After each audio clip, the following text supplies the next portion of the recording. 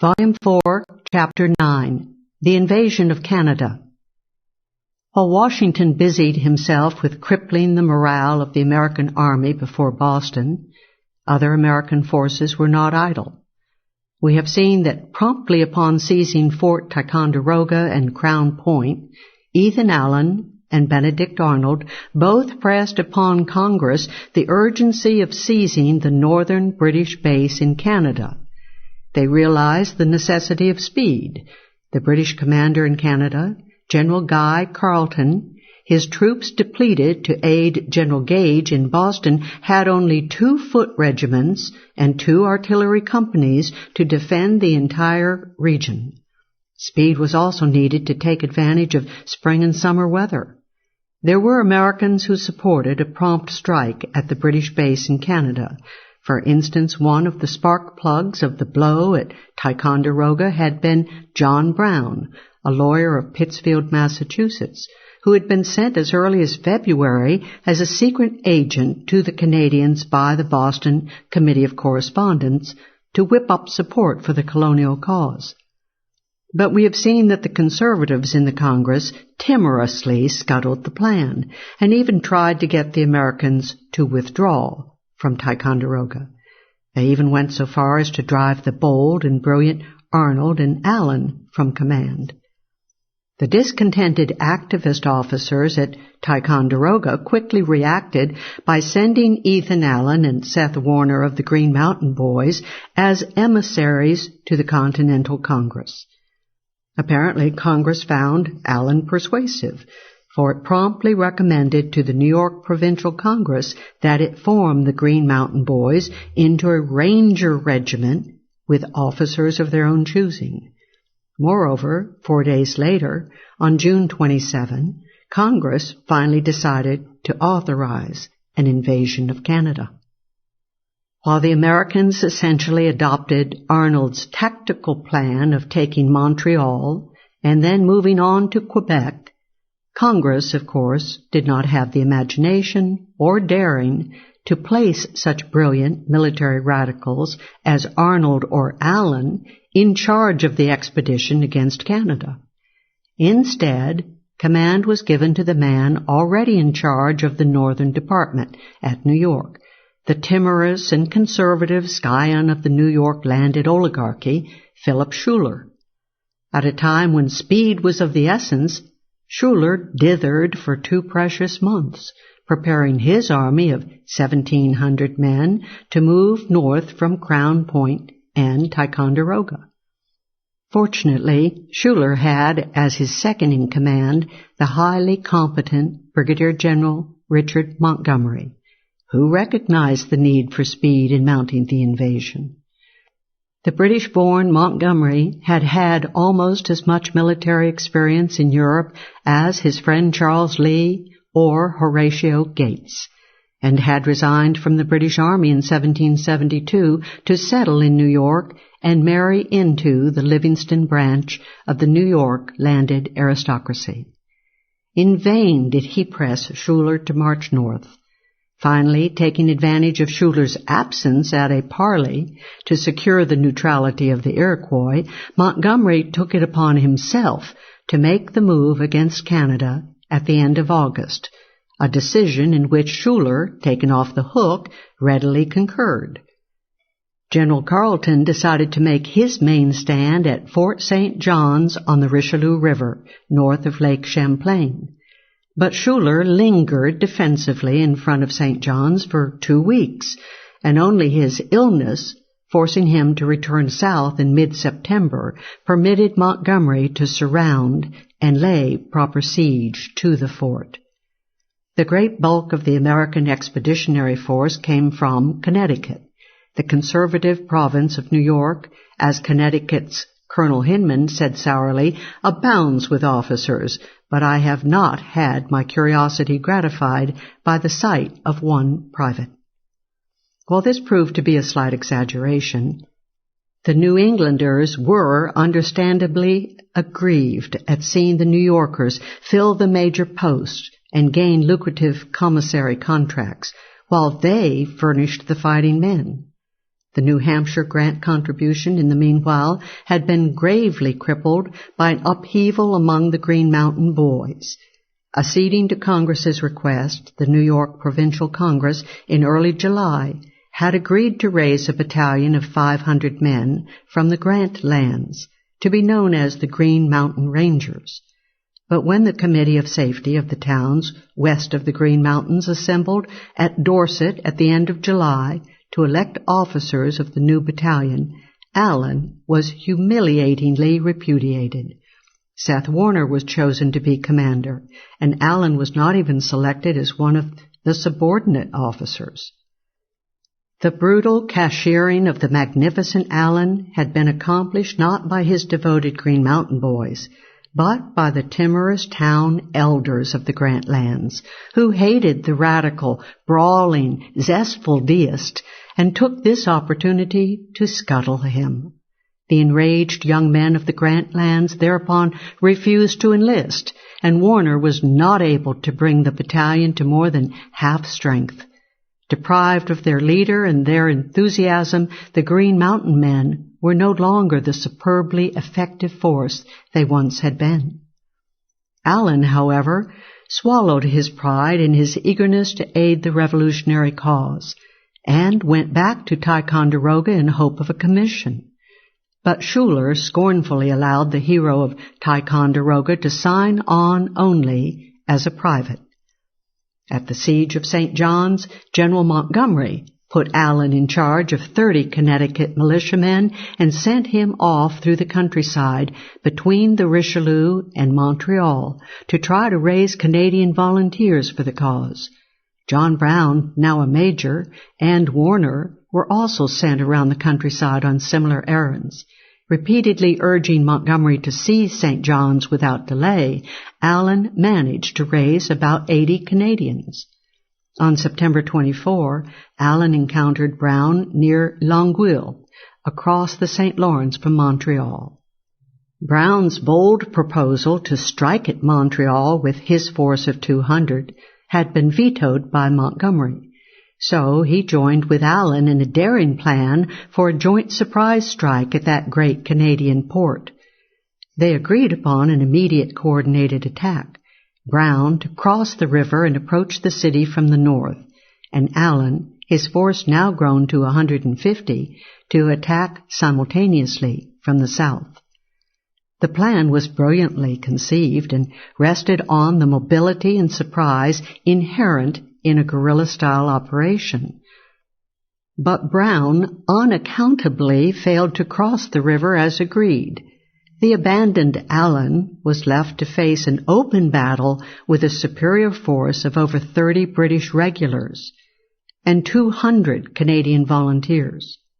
Furthermore, Allen's men were not trained and loyal Green Mountain Boys, and the Canadians on Allen's flanks fled as soon as the British force surged out of Montreal to do battle. Allen and the tiny remainder of his force were taken prisoner, with Allen placed in chains and transported to England. The Americans' greatest and most daring guerrilla fighter was removed from the scene. Washington, who was wont to defend and wet-nurse his fellow oligarch, Schuyler, could only react with near satisfaction to the loss of Allen. Colonel Allen's misfortune will, I hope, teach a lesson of prudence and subordination to others. The population of Canada in 1775 numbered approximately 60,000, almost all of them French peasants, or habitants, oppressed alike by the British state-privileged seigneurs and by the state-privileged church. There were only several hundred English Canadians, old subjects, most of them bureaucrats, soldiers, and merchants engaged in the Montreal fur trade. Naturally, as the Revolutionary War began, both the British and the Americans tried to woo the Canadians. Equally naturally, the French Canadians, certain of English and American contempt for their religion and their ethnic origins, had little interest in either party and remained neutral and aloof. Had the Anglo-American record of racial and religious bigotry not prevented the French Canadians from joining the revolutionary cause, Canada, Quebec, would undoubtedly have become a 14th original state of the United States. The capture of Ethan Allen had considerable influence in swaying the cautious Canadians and Canadian Indians toward what looked like the winning side. But Carleton quickly dissipated any goodwill among the habitants by trying to conscript them en masse into the army, a draft that the sturdy French refused to obey. 900 new men, thus conscripted swiftly, deserted at a rate of nearly 40 a day. The weather was now turning cold. The many months of American delay were already beginning to take their toll. The heavy New England force was also irrepressibly asserting its individuality and was in a state near to total mutiny. Montgomery's orders were being blithely disregarded, and he perceptively testified to the libertarian spirit of his troops, complaining to Schuyler that it was impossible to command men who carried the spirit of freedom into the field and think for themselves. In short, the privates are all generals. Thanes had begun to look up for the American forces, however. Montgomery's kinsman, Colonel James Livingston, managed to maneuver past St. John's and capture Fort Chambly, some miles to the north, on October 8. St. John's was now in grave peril, and Carleton raised a rescue force of 60 regulars and over 700 allied Indians and set forth across the St. Lawrence. But Seth Warner and the Green Mountain Rangers had fortified the opposite bank at Longueuil. Their fire beat back the British. The doomed Fort St. John's surrendered on November 2, and 500 regulars, the bulk of the British force in Canada, were taken prisoner. The great victory at St. John's threw Montreal wide open to the American forces, and General Montgomery swiftly pressed his advantage. Carleton escaped with his 150 regulars downriver toward Quebec, the last British stronghold in Canada. On November 13, a citizens' committee surrendered Montreal to the American force. At this point, there occurred another of the near misses at victory that were to stud this campaign. Carleton's fleet, sailing down the St. Lawrence, reached American positions at Sorel, at the junction of the Richelieu and St. Lawrence rivers. Major John Brown managed to dupe the British into believing that great cannon were stationed at Sorel, thus convincing the British fleet to surrender on November 19. Canada could have been conquered then and there, but the redoubtable Carleton slipped past the American lines, disguised in peasant costume, and managed to reach Quebec. He reached Quebec just in time for the British cause. The Americans had decided to strike on two fronts. While Schuyler and Montgomery were to make for Montreal, another force was to march overland across an extremely rugged route through Maine, following the Kennebec, Dead, and Chaudière rivers to assault Quebec. The daring plan for the expedition had been drawn up by the restless Benedict Arnold, who, having won the support of General Gates, was selected by Washington to lead the expedition with the rank of colonel. The plan was a brilliant one, and Arnold was happily given a free hand, but time was growing short. The decision to go forward with the invasion was made in mid-August, and General Winter was near at hand. There was no dearth of volunteers for the Arnold Expedition from the bored and fretting troops in the army around Boston. The assembled force of over 1,000 men consisted of 10 companies of musketeers from New England and 3 companies of backwoods riflemen from Virginia and Pennsylvania. Working at breakneck speed, Arnold was able to assemble the troops at Cambridge on September 11. They set sail for the Kennebec from Newburyport, Massachusetts on the 19th, reaching Gardiner on the 22nd. Arnold now organized his army into 4 divisions. The lead division of riflemen under the command of Captain Daniel Morgan, head of the Virginia Rifle Company. It was Morgan's task to clear a path for the army through the wilderness over the numerous carrying places. This giant, burly frontiersman, teamster, and veteran Indian fighter was to prove to be the great guerrilla fighter of the Revolutionary War. Overcoming incredible difficulties and hardships, Arnold and Morgan led their men to Quebec in one of the most famous marches in history, ranked by many with Xenophon's. But tragically, Lieutenant Colonel Roger Enos, in charge of the rearguard division, decided to betray his post at the end of October and took his force back home, absconding also with the bulk of the scarce remaining food. Enos's defection subtracted 300 crucial men from the expedition, a loss that might well have spelled the difference between victory and defeat. Still, Arnold and his gallant 700 might have taken Quebec. They arrived at Point Levis across the St. Lawrence from Quebec on November 9. The city was weakly defended, and a quick thrust across the river could have meant its capture. But high winds forced fatal delays in the crossing, allowing the Highland Scot, Allan MacLean, who by sheer accident had learned of the Arnold Expedition, to reach Quebec with 100 men before Arnold could mount his attack. Finally, crossing on November 13, Arnold tried to provoke MacLean to leave the walls and fight, as Montcalm had done against the British over a dozen years before.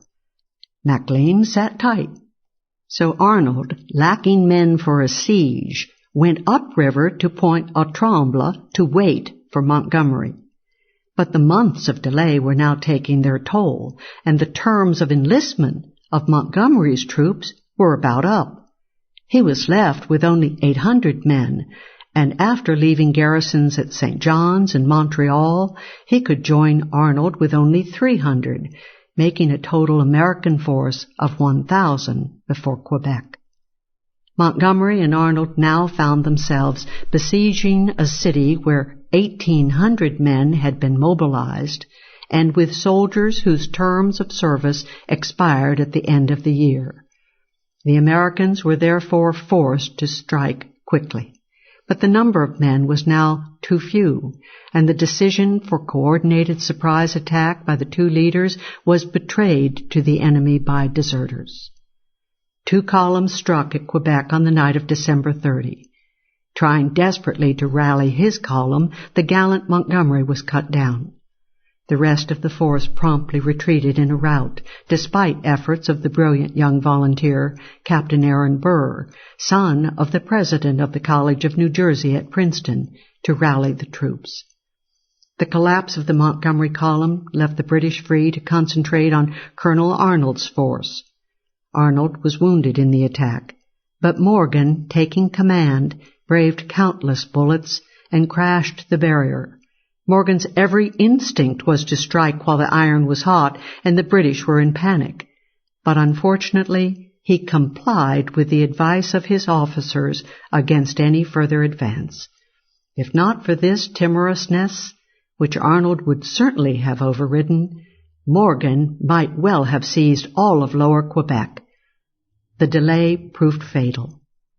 Now surrounded by the British, the undauntable Morgan offered to personally cut a swath through the British troops to gain an escape route, but the other officers refused. Instead, they decided to surrender. Morgan, completely alone and personally surrounded, steadfastly refused to surrender until the very end. The Battle of Quebec had been absolutely disastrous for the Americans, and most of the finest leaders in the American army were put out of commission. Allen had been captured. The great Montgomery was dead. Morgan was captured, and Arnold was gravely wounded. The brave Kennebec marchers were wiped out, with 100 casualties and 400 taken prisoner. Even so, Arnold, now a brigadier general, issuing orders from a hospital bed, refused to give up, and his few hundred half-starved men lay futile siege to Quebec for the rest of the winter. For his noble efforts, Arnold once again received mainly humiliation. He had asked for Charles Lee or someone like him to take command and lead the assault, but when reinforcements came in early April 1776, he was replaced by craven commanders who abandoned the siege. Now he moved disconsolately behind the lines to take charge of the occupation of Montreal.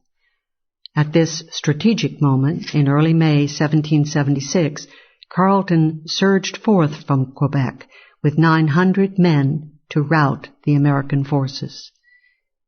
In early June, New Hampshire's General John Sullivan was appointed commander of the forces in Canada. Sullivan was as bold as Arnold and Montgomery, but lacked their brains. Now that strategic retreat was called for, Sullivan, on June 7, rashly launched an attack against the town of Three Rivers on the St. Lawrence. The result was collapse. 200 Americans, including the leader of the actual attack, General William Thompson, commander of one of the Pennsylvania Rifle regiments, were taken prisoner. Faced with the crushing defeat at Three Rivers, Sullivan had had enough, and he proceeded to beat a hasty and ignominious retreat. Rushing back from Canada and abandoning all positions there, the American forces returned to Ticonderoga in early July 1776. Thus ended the American push against Canada, a tragic and disastrous failure. Yet few campaigns in military history have been so marked by so many hairline turning points, the delays of Congress and of Schuyler, bringing on winter weather, and the end of American enlistment terms, the failure of Brown to meet Allen, the melodramatic escape of the formidable General Carleton from capture by the Americans, the decimation of Montgomery's army by the end of enlistment terms, the desertion by Colonel Enos, the high winds delaying Arnold's crossing of the St. Lawrence, the accidental discovery by Maclean of Arnold's advance, the hasty attack on Quebec impelled by the end of enlistment terms, the killing of General Montgomery and the subsequent rout of his column, the wounding of Arnold and subsequent hobbling of Morgan's advance, and the replacement of Arnold the following spring. Some of the most daring and progressive leaders, those most sensitive to guerrilla-type warfare, had been lost: Allen, Morgan, Montgomery, Thompson. The inordinately expensive campaign had succeeded in losing 5,000 American troops to death and to capture, and Canada was lost forever.